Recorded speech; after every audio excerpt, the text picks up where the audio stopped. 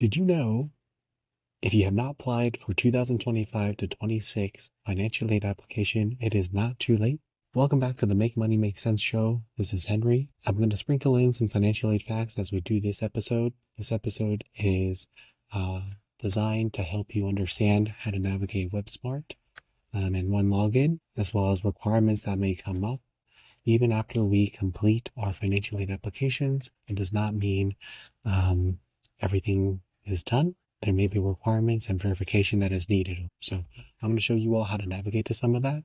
Let me share my screen. When you sign into WebSmart, you can find WebSmart by searching WebSmart SMCCD in Google. You'll go into your financial aid tab. And after you click on your financial aid tab, you'll go to your financial aid student portal. The first bullet point underneath financial aid. From your home portal, you might see financial aid requirements.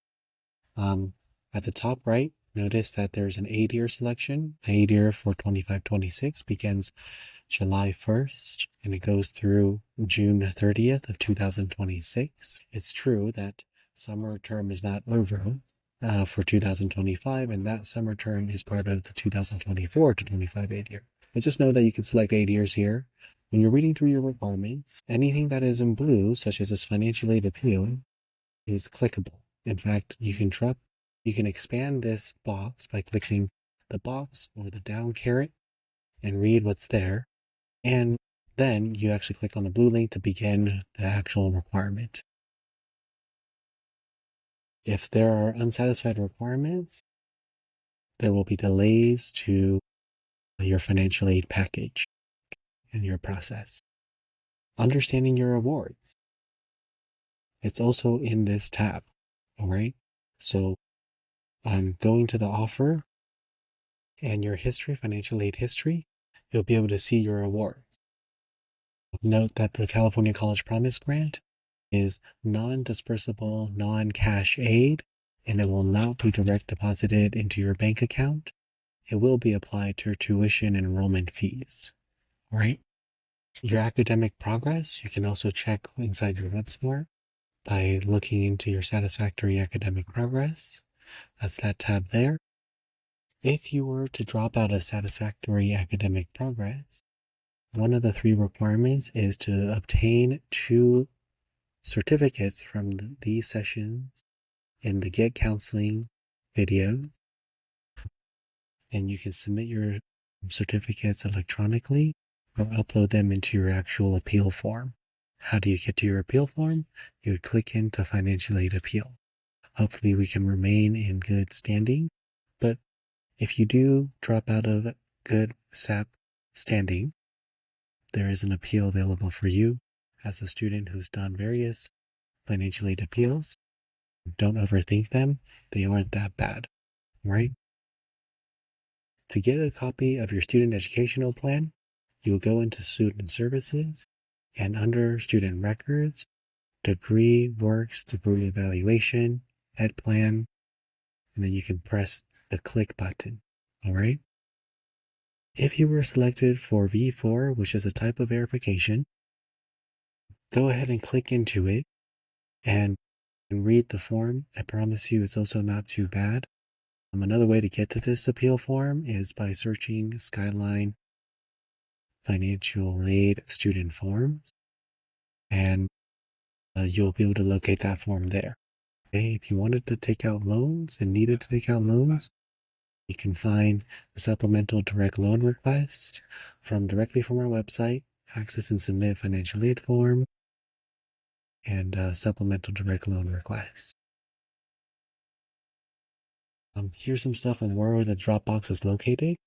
So using that link, you'll be able to include your name, your student identification number, and be able to fill out and submit anything that you would need to submit. So in terms of your email, you go into OneLogin, so not WebSmart, but OneLogin, and then check your student email. A ton of important communication, not just from financial aid, goes into this email. I know this takes time to read, but in the context of financial aid, this could cost you hundreds, maybe thousands of dollars. So from that standpoint, we highly urge you to read your student email and keep up to date with that. There's additional support when applying for financial aid. That doesn't necessarily just have to come from us. So we recommend getting as specific as possible with the question and challenge or barrier that you're having and searching on the internet to kind of find the solution.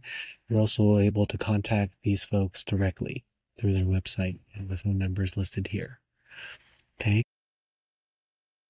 For bank mobiles, the refund selection, the school is not Skyline, rather San Mateo County Community College District. And here's some additional information that I won't bother reading. Just know that if you need to change your residency status, there's a thing called a residency reclassification questionnaire that you can find through admissions and records. It is one of their functions and responsibilities. So please work with them in getting that submitted. For AB 540, that's a different form that helps for non-resident tuition exemptions. This is an important form to do if we are applying for the DREAM Act application. Change of information.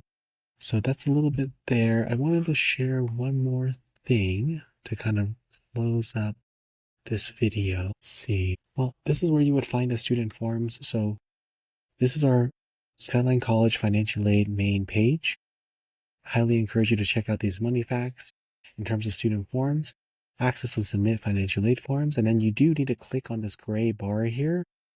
Otherwise, you won't be able to see the forms or this down caret. So these are some of the forms. Take a look. They are 8-year dependent, so make sure the 8-year is correct. And again, if you have not applied for your financial aid for this academic year yet, it's not too late. All right. It's far from too late. So get that application in. Let's just, one other reason why it may be worth applying is that if you wanted access to support programs such as Promise, which provide their individual supports, in addition to textbook, transportation, and technology credits, you're going to need a financial aid application. Grants is a way that our country invests in your learning and your skills because it is in our best interest to empower students. Financial aid money covers more than just tuition. So if you can get grants and scholarships, you can actually apply any of that money towards these things for the term that we're in and future terms. Okay? You don't need to be a full-time student to be financial aid eligible. We recognize about half of community college students are part-time students. So just because you're part-time doesn't mean you're not eligible for financial aid. Lastly, when you become knowledgeable about the financial aid application, that journey and that growth process will make you more competitive and more savvy when it comes to applying for internships, fellowships, scholarships, research programs, and can you guess, jobs as well. So we highly encourage you to consider this application. It's well worth your time. The more applications we receive, the more funding the school could potentially receive as well. So go ahead, do your reading, and get after it. All right. Take care. Thanks for tuning in to the Make Money Make Sense podcast. This is Henry. See you in the next one. Peace.